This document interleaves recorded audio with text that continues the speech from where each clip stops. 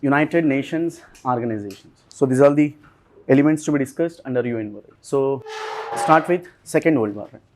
So whatever the content which we have learnt for the rise of what we call Nazism and the rise of fascism and the attack called the world between two world wars, the same content we are going to reproduce here.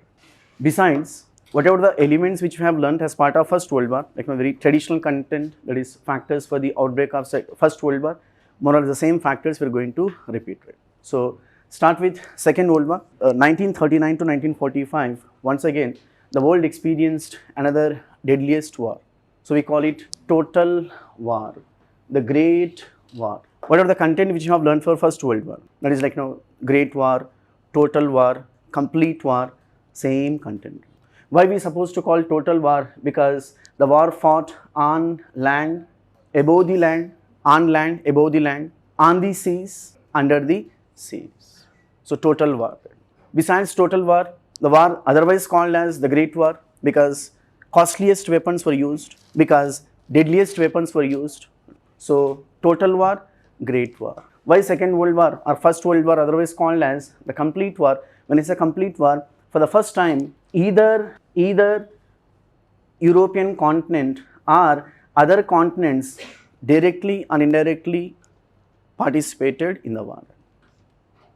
So total war, Great War and complete war. So that is the reason for the first time historians branded. So whatever the battles which fought between 1914 to 1918 as First World War, once again between 1939 to 1945 as Second World War. Now with this background, we will discuss the traditional content, that is causes for the outbreak of Second World War.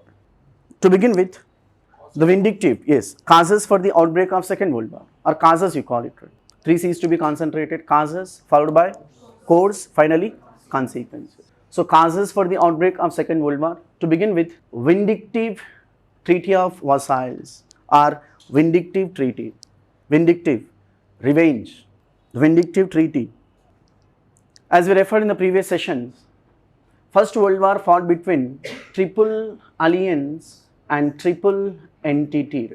Triple Alliance, Germany, followed by Italy, followed by Austria.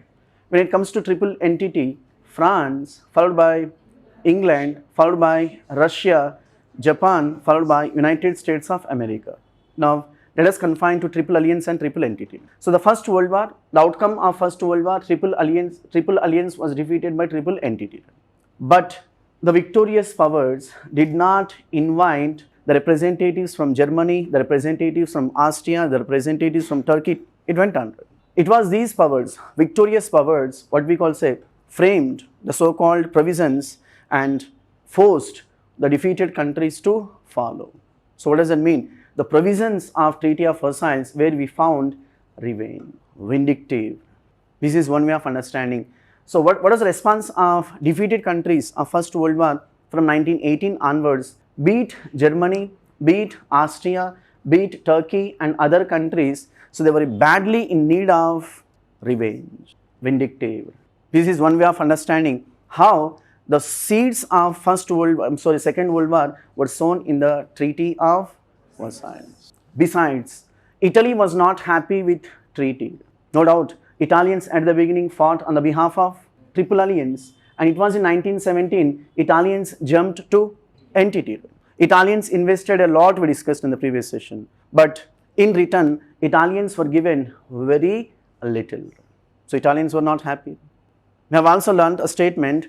Italians felt that they got victory in the war, but they were badly beaten at Versailles. Spirit of revenge. And better not to talk about Japan. No doubt, Japan participated in First World War on the behalf of Triple Entity, but because of England, but because of United States of America, Japan had to receive so many restrictions. So Japan also not happy with Treaty of Versailles. So it is not exaggerated to say the swords were sown in the Treaty of Versailles. That's what scholars branded. In the peace treaty, there is no peace at all. So spirit of revenge. My point is, whatever the content which we have learned as part of rise of Nazism in Germany, rise of fascism in Italy, the same content can be dumped here. so vindictive treaty. Besides, Jingoism, another general reason for any battle or any hatredness or any war, Jingoism. What is the name by Jingoism? Extreme form of nationalism. We have learned Jingoism, one of the reasons for the outbreak of First World War. Let me tell you once again, Jingoism, another main reason for the outbreak of Second World War. In First World War, Germany, Italy, Japan, newly born countries we have learned. Right? Japan was born in 1868. When it comes to Italy, 1870. When it comes to Germany, 1871. Newly born countries, newly industrialized countries. Outcome, they started their journey in search of colonies.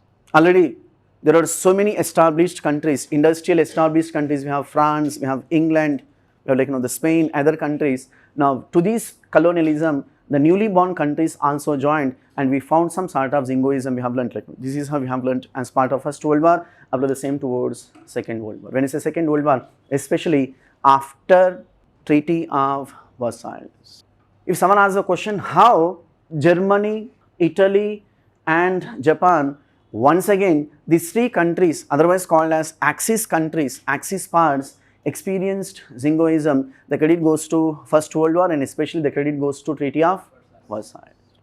German economy shattered to pieces, apply the same towards Italy, and better not to talk about Japan. The so-called Republican forms of governments successfully failed in solving the problems. Outcome, these Republican forms of governments gave rise to totalitarian forms of government. So people are not happy with Republican forms of government, where in Germany, in Italy, even in Japan.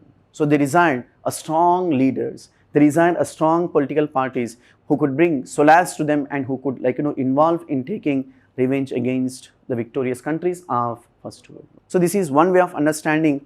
Once again, these respective countries experienced Jingoism. Besides, Hitler, Benito Mussolini and Emperor Hirohito Roma, the name of Japanese Emperor Mikado Hirohito Roma. So these three, what we call leaders or personalities, they were also inspired the people tilt towards Jingoism. For example, to make you understand, take an example of Hitler.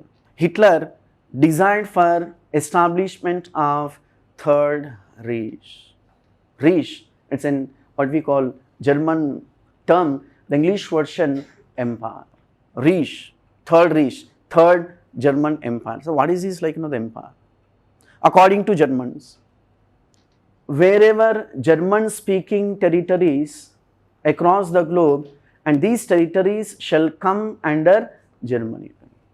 For example, to make you understand, take an example of India. Right? So assume in India we have 20% people belong to German speaking. German speaking, when it comes to 80% people belong to say Indians for our convenience. Germany perceived that the entire India shall be occupied by Germany because there are German speaking people. This is nothing but reach, expansion of German territories. Now, why we were using the term called Third Reich? Because in Germany experienced totally Third Reich, right? Three Reiches or three empires. So first in ancient, there was a ruler by name Charlemagne. Charlemagne, established German empire, and in second, that is in 1870s, the credit goes to Otto Bismarck and his master Frederick William I or Kaiser William, whatever you call him. Right? Now, once again, the Third Reich established by Adolf Hitler. So, German-speaking territories to be brought under Germany. Then how about Mussolini, Benito Mussolini? That is, the gentleman propagated Italian Irredenta. Now, what is this Italian Irredenta? Italian Irredenta is nothing but getting command over Mediterranean countries, whatever the countries which are located on Mediterranean Ocean. Then how about Japan? Japan participated in Second World War with a slogan called Asia for, discussed as part of Indian history. So on one hand, Germany, Italy and Japan responsible for instigating Jingoism once again. So Jingoism is always one of the say bane, you call it bane for nations, bane for countries.